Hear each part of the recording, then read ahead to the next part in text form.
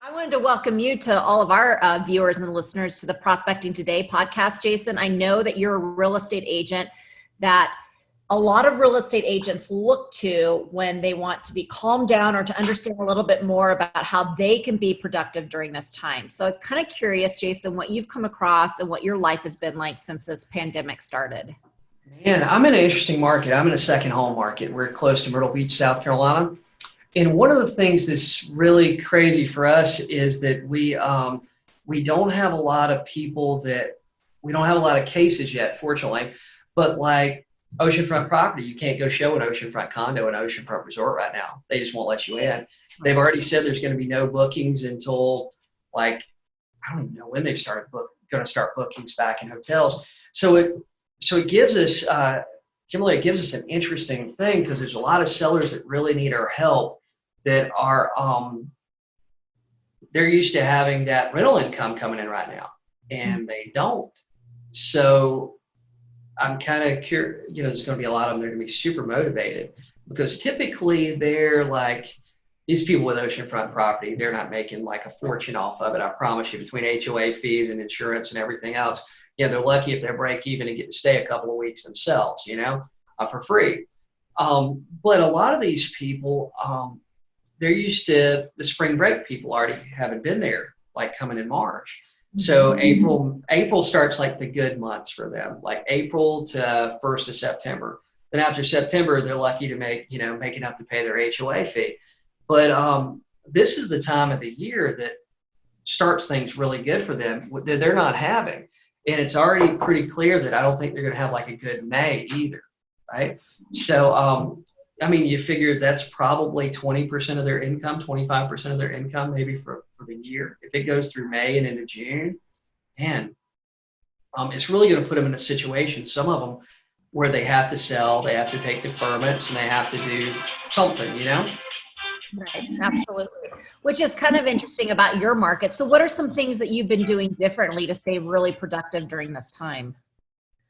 Man, you know what? I think for all of us, it's kind of messed up our schedule just a little bit. It doesn't matter how disciplined you are, your schedule's screwed up right now. Even if you've been working home from before, typically, the kids wasn't there, the spouse wasn't there, whatever it is. For me personally, like last week, I kind of quit watching the news.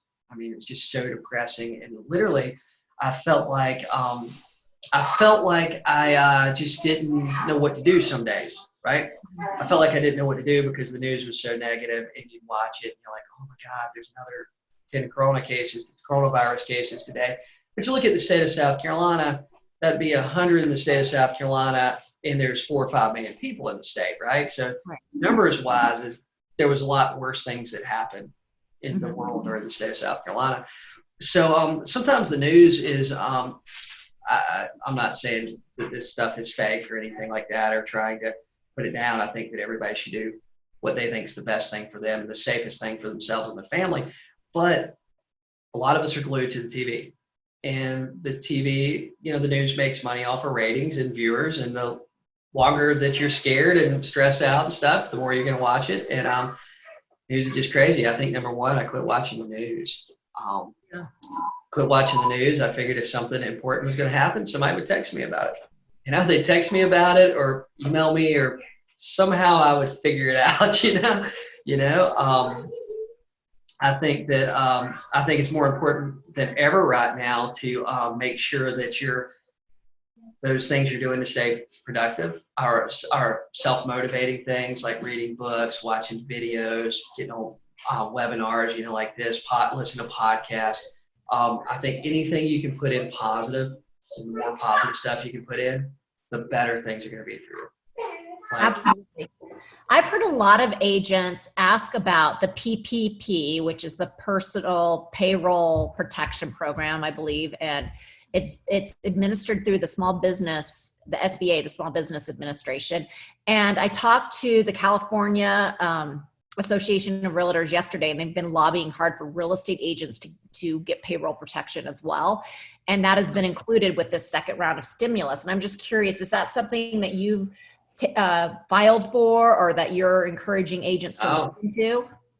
I'm not filing for anything. Honestly, I'm not filing for anything. I mean, if anything, I feel like during this time, like my plan is I want my business to grow, right?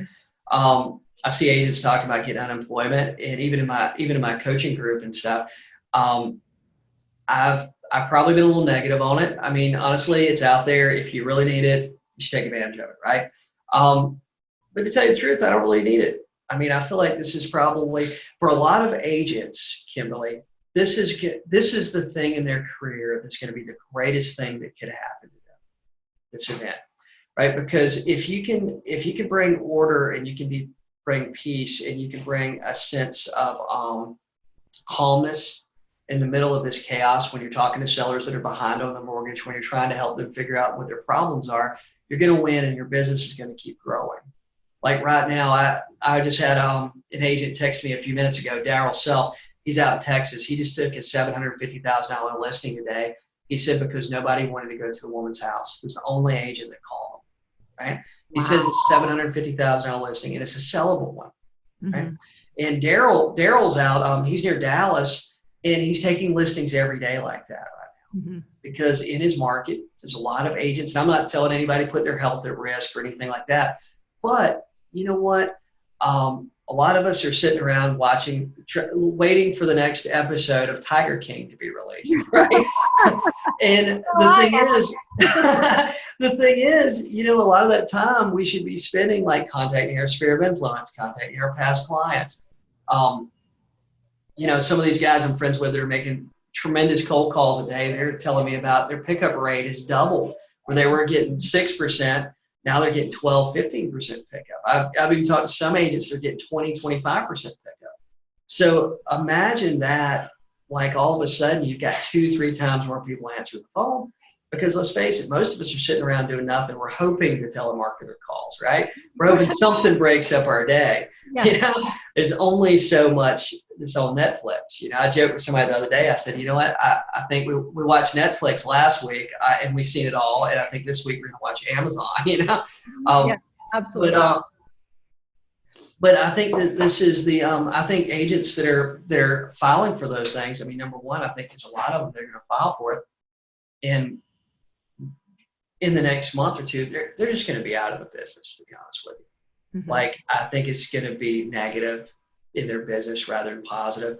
I think that there's people still buying houses. It doesn't matter what market you're in. Look at MLS. I guarantee you listings came on the market, listings closed on your market. Even in the place where they're considering us non-essential, houses still sold today, right? I mean, so, if you don't believe me, call your courthouse and ask how many new deeds were recorded today. And I guarantee, there's business happening. And the thing is, there's not a lot of agents that are doing the business. And I think that if you got out there working rather than trying to figure out this PPP programs and unemployment programs and stuff, I think you're better off spending more time talking to your clients and looking at how can you expand your market share during this time. I think that's the opportunity. Absolutely, because when the government restrictions start to lift, you've got to have a full pipeline. And I'm concerned with agents that aren't that forward thinking and aren't going to have that full consistent pipeline because they didn't work like they should have been during this time. Nope. $600 a week. I mean, let's be honest. What am I going to do with $600 a week? We're going to have to figure out what bills I'm not going to pay. Right.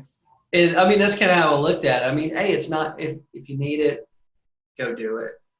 But I'm not encouraging any agents that are working with me or that I'm coaching to do it. I'm telling them not to do it. Yeah. Even the PPP, the small loan, and the $10,000 grant and stuff. There's a lot of things in there that I kind of looked and I kind of researched and I talked to several people about it. I said, you know what? I'm not going to worry about this. I'm just going to make more money.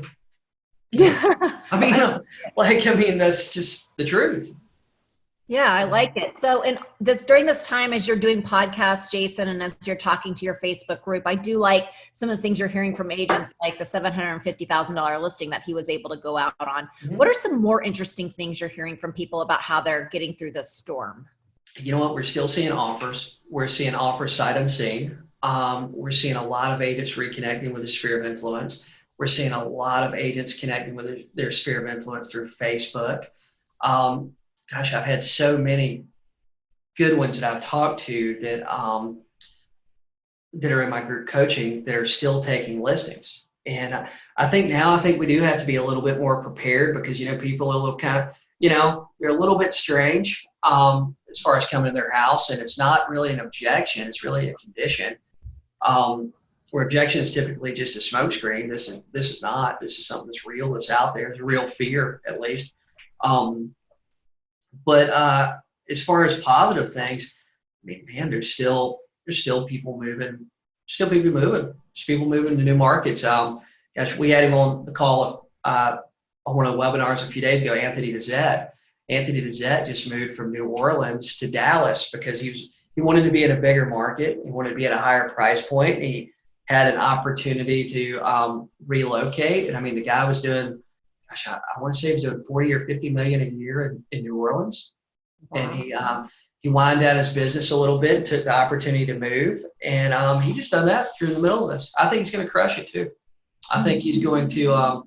I think if nobody knows who Anthony is today in Dallas, I think as soon as he gets his license and stuff straight, I don't think it'll be long, and he will be an agent, carrying a significant number of listings out there. So he left a highly lucrative real estate business behind in New Orleans just for a new start somewhere? Yeah, I mean, that's it in a nutshell. And he just done it. I mean, he moved, 2-3 weeks ago. Well, I think he moved like a week ago, right? Not only did he do this, and leave New Orleans and go to Dallas, he done it in the middle of a pandemic that we've never seen in the history of, at least our lifetimes, And I think that, right now, even say like in Myrtle Beach, South Carolina, or wherever you're in Arizona or Tennessee or wherever, I don't think it matters. I think that your competition just isn't working. Your competition isn't following up. Your competition's doing, honestly, they're doing nothing. So many agents doing nothing. Yeah, I'd love to keep an eye on Anthony as well, because my guess is he wanted a new challenge and he's going to be up for the challenge. And I think so. I mean, he'd probably be a great person for your podcast. And sure. Guys, and any of you guys listen to this, it's in Facebook group or listen to the recording.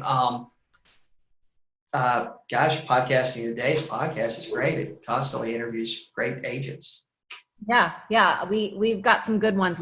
I've sat down with Dr. Lawrence Yun of NAR, the chief economist of NAR, last week to just talk about what to expect in terms of the market. And he was very optimistic. He said, yes, we see a ton of job loss now, but when this is all said and done, we're going to see record numbers of job creation on the flip side of it. Mm-hmm. An 8 million job creation in one day as these jobs start coming back. And even just the housing prices, he doesn't expect the pricing of homes to go down either because of this. So his interview was very interesting as he looks at the numbers, because this pandemic is not what we saw back in 2008. This isn't built on a bubble that, the housing crisis that we looked at in 2008, this is something totally different. And so, yeah, he was very encouraging, and it was great to talk to him. So I encourage your listeners to go and listen to that interview as well, because they'll get great, they'll feel encouraged to keep working and to fill that pipeline. Because like you said, the ones that are getting discouraged are the ones that are going to get left behind. Yep, that's right. And you know what? So I'll share with you a couple of things I'm telling my group coaching people. Number one is that prospecting is compounding, right?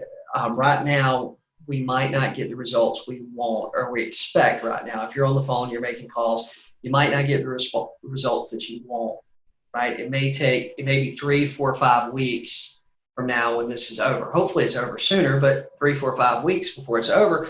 But this is going to compound, all the people you're talking to, all the people you're putting in your pipeline, the people that you're sending your pre-listing package out to, the people that you're following up with real information, right? It's going to compound, and the floodgates will open when this is over for you, right? And your business, one of the ways I've described it to them, your business is like a funnel. Those first calls when you subscribe to RedX or whoever you're getting data from, I prefer RedX, but when you subscribe to it, those first initial calls, that's the top level of your funnel. You're gauging motivation with them. You're making sure you got a right number. You're sorting through, right? And once you quit sorting, it's just like pouring oil into a funnel in your car. Once you quit pouring oil, sooner or later, things quit coming out the bottom of the funnel, right? So right now our funnel is probably longer and wider than what it normally is, right? And it's really, really small at the end because it's a little harder to get in the door. But as long as you keep dumping stuff in there, as long as you keep dumping leads in it, stuff's going to come out the bottom, and hopefully it opens up in a month from now. You know, Okay. so you know, guys, the no's that you're getting today. Right now, we had something else happen like last week, the 15th. Pretty much after the 15th, your mortgage payment was late in April. If you didn't make your mortgage payment by the 15th, you're late.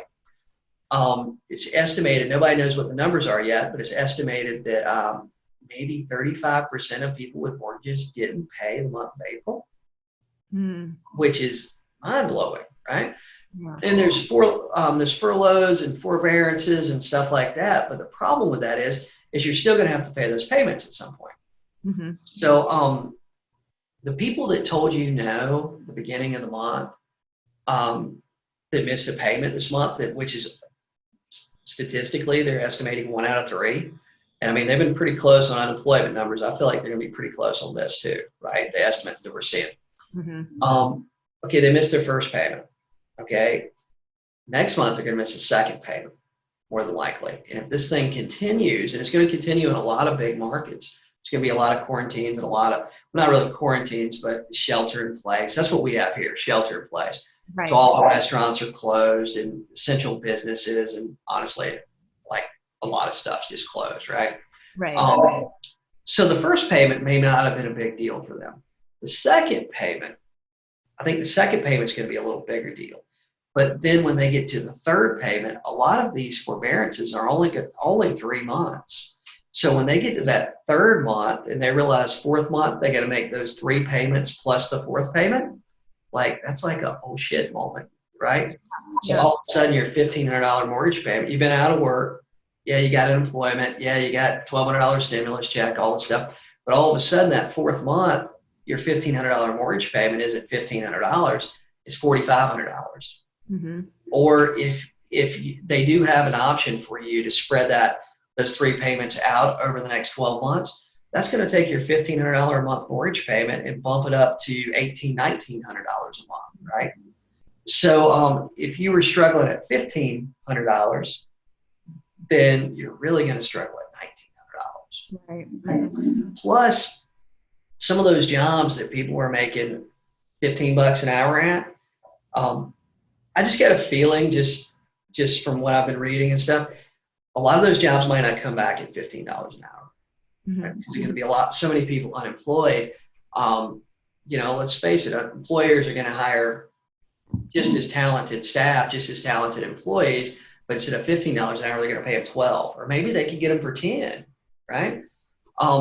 So we're going to see a lot. I just feel like we're going to see a lot of stuff like that. So the no's that you're getting today from those for sale owners that you're seeing on Craigslist, for sale owners you're getting through Red-X, the expires that are kind of holding off for the time being, guys, keep following up with those people, because those no's, I think a lot of those no's are going to turn into yeses. 1 out of 3 is just missed a mortgage payment. Yeah. So I think number 4, I think we got it. You know, we have an elephant in the room. We have this coronavirus. I think we have to mention it. We have to talk about it on the phone, right? I know there's a lot of agents that like to avoid the bad situations and stuff and bad talks, but I think we're going to see inventory go up. You know, I know that NAR has some really smart people, but you know, if it's more difficult to get a mortgage, then it reduces our number of buyers in the market. And if a lot of people are unemployed and a lot of people don't have money, they're living off their savings right now and whatever they're getting from the government, I mean, just common sense tells you there's going to be less buyers, right? Mm-hmm. So there has to be more properties on the market. I mean, just inventory has to go up. So I'd love to see what some of these big builders like D.R. Horton and Pulte, like what their dropout rate is right now. Like how many deals are they losing with inventory that's almost finished that they're building? How much standing inventory will they have 3 months from now? Because I'm seeing, and I think that this is I mean, I know I went from really positive to not really positive just now. But we're seeing a lot of these builders like had an agent go, "Hey, I'm showing new construction this weekend." And I said, "Really? What's going on with that?" And they said, "Oh, well, they're offering a 6% buyer commission." And I don't know if you remember 2000. I don't know how long you've been in the real estate industry, but 2007, all of a sudden, well, 2005, 2006 in my market, some of these big builders went to like a 2% buyer commission, right? And then they went back up to 3, and then all of a sudden they went to 5, 6, 7% on new construction. The reason is because they had standing inventory they had to get rid of. So they were offering massive incentives for agents to bring properties. And I think when we see these guys, these big builders like Pulte, D.R. Horton, I mean, there's so many, but those are the two biggest ones in my market. When we see them doing stuff like that, that's definitely a red flag for where the market's heading. I mean, they're not doing it for no reason. These people have extremely deep pockets and way more money than most of us, as far as the ability to hold inventory if they're projecting good things financially in the future. So I don't know. I feel like that's a signal. Yeah, I like that. I like that you have something that you can keep an eye on that's going to help you kind of predict what's going to come down the road. I think that's very smart and very important to keep an eye on. So overall, Jason, are you seeing agents use more virtual tools during this time? Are they trying to embrace that a little bit more? You know what? I'm seeing agents using a lot more. Matterport's been a big one. I'm seeing a lot more of them. I mean, even just doing a video with their cell phone. I'm seeing a lot more virtual houses. I think I probably got invited to 20 virtual open houses this weekend. So yeah, I'm seeing a lot more of that sort of stuff. Mm-hmm. Have you, do you work with any buyers? Like, have you heard anything from buyers? Are they hesitant to look at properties and to buy at this time? You know, I think it's 50-50. I think some buyers, I don't work with a lot of buyers personally, but I think some buyers are a little bit hesitant about going to people's houses. Same as some sellers going, "Hey, I don't want anybody in my house." Now, guys, for everybody that's listening to this, Kimberly, I do think that if you have a house that you want to sell, that you do need to get it on the market today. And even if that means you're not going to allow showings, you know, there's people sitting on their couch right now that are looking at houses on Facebook, and their job is going to return. And their job is going to return at some point, and they're shopping. They're trying to figure out what they're going to get for the money. And I'll tell you this, I feel like every day I have a friend from Facebook, just some person I know asking me about getting a mortgage. I mean, they're online looking up stuff, and they're trying to figure it out. Maybe not for tomorrow, but for 3-6 months down the road from now. Well, I feel like people are pretty astute in the sense that they're like, if you're going to buy, now might be the time to really look, because there might be some good deals out there because of the panic and because of people's fear of the future. And I don't know if that's true or not in terms of whether or not you've seen deals during this time, or whether houses are you know, a good deal to be had. But I would imagine people are looking for that very reason. You know, I believe the buyers and the sellers really that we have right now in 2020 that are looking at buying or selling, I think they're the most educated clients that we've had in the history of real estate agents, because they have access. I mean, let's be honest, they have access to as much information as you and I do. Mm-hmm. You know, through Zillow and some of these things that we've traded data for, but that's a different conversation. But they're so educated on what's happening and what's happening in the real estate industry, because all of the information is available. Like before, they had to go through us, you know, and you had to flip through the book and show them what was for sale. Now they can search until they get sick of searching, you know, and look at everything that we look at virtually, everything that's on MLS at least. I think that, I mean, there are probably some that are making some offers and get some deals. I'll tell you what, I got a seller right now that accepted an offer on a listing that we got the offer, and it was one of those that, you know, when I actually seen it, I was like, oh man, I don't know if I want to present it, right? Because he's been very adamant about what he wanted. It was very close to asking price, which asking price was not bad. We're getting a lot of showings. But this was a cash offer that was significantly less than what he wanted. And I sent it over to him, called him, we chatted over a few minutes. He calls me back about 10 minutes later after talking to his wife, and he goes, hey, look, I think with everything going on, we should just sell this. Mm-hmm. And it was kind of like my mouth hit the floor. I was like, wow, man. I mean, he could have possibly dropped the price like $5,000 and probably netted another 10 grand. You know what I mean? And but you know what? I work for him. That's how you got to look at these things. I work for him, and you know what? As long as it's an acceptable offer to him, it might not be the best offer I think we can get, but as long as it's acceptable to the client, I work for the client, and I'm not going to try to talk him out of it, you know. But I do feel like that's happening a lot. Mm-hmm. Yeah, I would venture to guess that as well. Anything else, Jason, that you think is important for real estate agents to know during this time, or important about the mindset, or anything that you can add?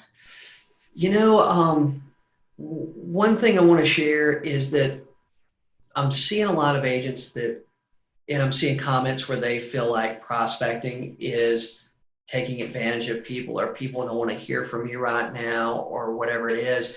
But the thing is, there's a lot of people that are sitting there at their couch and they are worried about what's going on. And guys, they have a problem. And if you are a semi-well-trained agent, right, and you're watching the market, you have the ability to help them, right? You have the ability to fix that problem for them. And, you know, guys, I feel like it's selfish. Like if I knew something that could really help you, Kimberly, Mm-hmm. and I mean, I know you, this is the second podcast we've done. We've exchanged emails. If I had something that I said, hey, this could really help Kimberly, and I don't reach out and help you knowing you have this problem, I mean, it's kind of selfish, don't you think? Yeah, absolutely. I mean, it's selfish. And I think that's the mindset we need to build, is that it's selfish for us not to go and try to help some of these people with their problems, and selfish for us not to call them, and not to check up on them, not to talk about their situation on the phone, you know, because let's face it, you know, once you miss that first mortgage payment, you know, I remember 2008 missing my first credit card payment, right? It's a stressful thing, you know, and some of these people work really, really hard to get this house, and they miss the first payment. They still have equity. Who knows what's going to happen when they miss the second, third, fourth, fifth payment? You know what I mean? Right. So I think there's a lot of people that'll be in that situation. Well, that's a really interesting way to look at it, Jason. And I appreciate you for sharing that with us. And I appreciate you taking the time to just educate my viewers on just the right way to be working and thinking during this time. Yeah, I appreciate you having me. I appreciate you know, letting me share this with you.